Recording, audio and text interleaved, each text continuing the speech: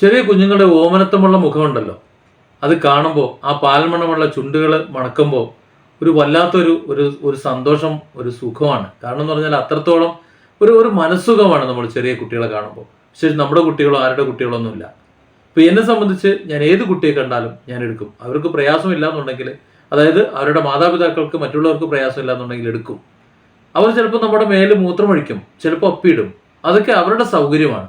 അതൊക്കെ നമ്മൾ സഹിച്ചുകൊണ്ട് നമ്മൾ അതിനെ എടുക്കും, ലാളിക്കും. നമ്മുടെ മുഖത്തേക്ക് നോക്കി ഒരു ചിരിക്കും. എന്നാൽ ചിരിക്കാൻ പോലും പഠിക്കാത്ത, ചിരിക്കാൻ പോലും അറിയാത്ത അത്തരം ഒരു ചെറിയ കുരുന്നിനെ വാഴപ്പിണ്ടി വലിച്ചുടിക്കുന്നത് പോലെ വലിച്ചുടിച്ച നരാധമന്റെ കഥയാണ് ഇന്ന് ഞാൻ ഒരു വാർത്തയിലൂടെ വായിച്ചത്. പ്രസവിച്ച തള്ള, അതിനെ മാതാവെന്ന് വിളിക്കാൻ കുറച്ച് പ്രയാസമുണ്ട്. ആ പ്രസവിച്ച തള്ള അതിന് കൂട്ടുനിന്നു എന്നുള്ളതാണ്. അതിനെ നശിപ്പിക്കണമെന്നുണ്ടെങ്കിൽ, അങ്ങനെ ഒരു കുട്ടി വേണ്ട എന്നുണ്ടെങ്കിൽ 1-2 മാസം ഉള്ള സമയത്ത് വല്ല വിഷക്കായി കഴിച്ചിട്ടോ അബോർട്ട് ചെയ്തിട്ടോ നശിപ്പിക്കാമായിരുന്നല്ലോ. അതിനെ പ്രസവിച്ച് 1.5 മാസം പാല് കൊടുത്ത് അതിന്റെ മുഖം കണ്ട ശേഷം അതിനെ കൊല്ലാൻ തുനിയുക എന്ന് പറഞ്ഞാൽ എന്തൊരു കഷ്ടമാണ്. ഇനി അഥവാ ആ കുഞ്ഞിനെ ആവശ്യമില്ല എന്നുണ്ടെങ്കിൽ അമ്മത്തൊട്ടിലുണ്ടല്ലോ പല ഭാഗത്തും, കൊണ്ട് ഉപേക്ഷിക്കാമായിരുന്നല്ലോ. ഇനി അതല്ലെങ്കിൽ നിയമപരമായി ഏതെങ്കിലും അനാഥാലയത്തിന് കൈമാറാമായിരുന്നല്ലോ. ഇനി അതല്ലെങ്കിൽ നിയമപരമായ മറ്റെന്തെല്ലാം മാർഗങ്ങളുണ്ട്.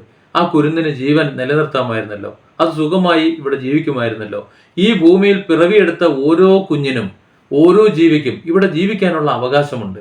ആ അവകാശത്തെയാണ് ആ നരാധമനും ആ കിരാതയും കൂടി നശിപ്പിച്ചത്. 10 മാസം തന്റെ പള്ളയിൽ കിടന്ന് വളർന്നതിന്റെ ഓരോ ചലനങ്ങളും അറിഞ്ഞ് വേദനിച്ച് നല്ല വേദനയോടെ നൊന്തു പ്രസവിച്ച ആ കുഞ്ഞിനെ അത് ക്രൂരമായി കൊല്ലാൻ തന്റെ കാമുകൻ സമ്മതം ചോദിക്കുമ്പോൾ കണ്ണുമടച്ച് അത് സമ്മതിക്കുന്ന ഒരു മാതാവിനെ സ്വപ്നത്തിൽ പോലും എനിക്ക് സങ്കല്പിക്കാൻ കഴിയുന്നില്ല.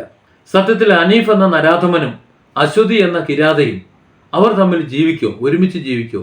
അവർക്ക് ഈ ഭൂമിയിൽ ജീവിക്കാനുള്ള അർഹതയുണ്ടോ? ശരിക്കും അവരെയും ഏതൊക്കെയോ മാതാപിതാക്കൾ ജനിപ്പിച്ചതല്ലേ?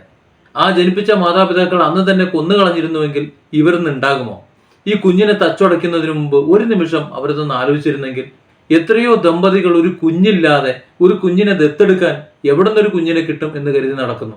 അവരെ ആരെങ്കിലും ഏൽപ്പിച്ചിരുന്നു എന്നുണ്ടെങ്കിൽ അത് സുഖമായി അത് ജീവിച്ചു പോയേനെ, അവരുടെ കുട്ടിയായത് വളർന്നു വന്നേനെ.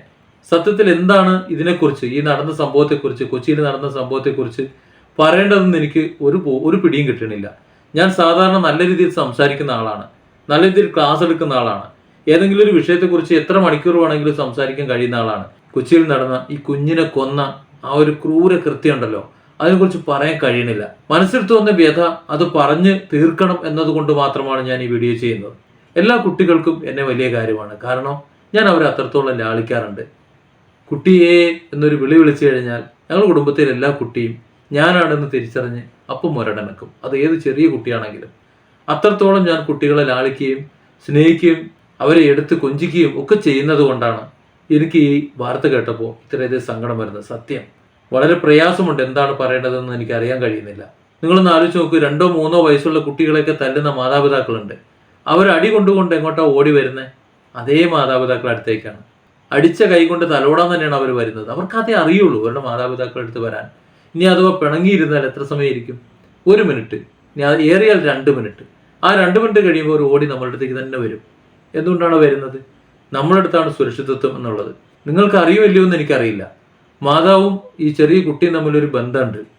ചെറിയ കുട്ടികൾ ഏത് പ്രായത്തിലുള്ളവരായിക്കോട്ടെ, 1 മാസമോ 2 മാസമോ 3 മാസമോ ഉള്ള കുട്ടി, എത്ര ചെറിയ കുട്ടിയായാലും മാതാവും കുട്ടിയും ഉറങ്ങുന്ന സമയത്ത് ആ കുട്ടി ഒരു പക്ഷേ ഉറക്കത്തിൽ ഞെരങ്ങുമ്പോൾ ആ മാതാവ് അതിൻ്റെ ചന്തിയിൽ ചെറുതായിട്ടും തട്ടി വാ വാ വാ വാ വാ എന്നാക്കും. സത്യത്തിൽ ആ മാതാവും അറിയുന്നില്ല, ആ കുട്ടിയും അറിയുന്നില്ല, അവർ രണ്ടുപേരും ഉറക്കത്തിൽ തന്നെയാണ്. അത്തരത്തിലൊരു ഹൃദയബന്ധം, ഒരു ആത്മബന്ധം ഒക്കെ അവർ തമ്മിലുണ്ട്. ഒരു പ്രാപഞ്ചിക ബന്ധം അവർക്കുണ്ട്. അതുകൊണ്ട് തന്നെയാണ് ഈ മാതൃത്വം എന്ന് പറയുന്നത് ഇത്ര മഹനീയമാകുന്നത്.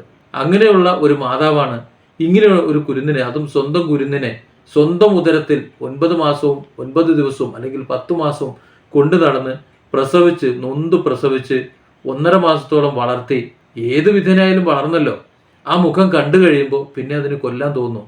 ശരിക്ക് വധശിക്ഷയാണ് വേണ്ടത് 2 പേർക്കും. ഇനി അവർക്ക് ഈ ഭൂമിയിൽ ജീവിക്കാൻ അർഹതയില്ല.